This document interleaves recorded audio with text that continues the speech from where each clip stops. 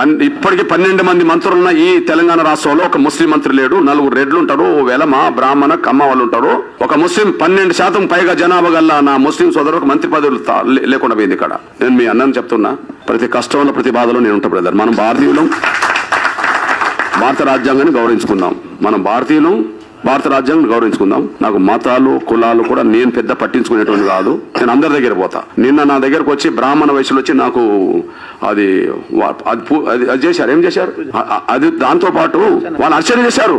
నేను అర్చన దగ్గరికి వెళ్తా, చర్చిల దగ్గరికి వెళ్తే చేస్తా, నా మస్జిద్ దగ్గరికి వెళ్తా. కానీ నేను మాత్రం మానవత్వం మానవునిగా జీవిస్తా అంతే.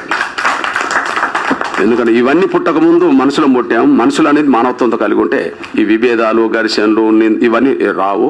అవి రాకుండా పోవడానికి కొంత మనం రాజ్యాంగాన్ని గౌరవించుకుంటే చాలు, మన భారతదేశాన్ని ప్రేమించుకుంటే చాలు. అందరం కలిసి మనం ముందుకెళ్దాం. కానీ మళ్ళా చెప్తున్నా, నేను ఈ రాష్ట్రంలో ఈ దేశంలో నా ముస్లిం పేదరికం తొలగించడానికి, నా ముస్లిం జరిగిన అన్యాయాన్ని అక్కడక్కడ సరిచేయడానికి ఎవరన్నా ముందుంటారో లేదో నేనైతే ముందుంటున్నాను. ధన్యవాదాలు.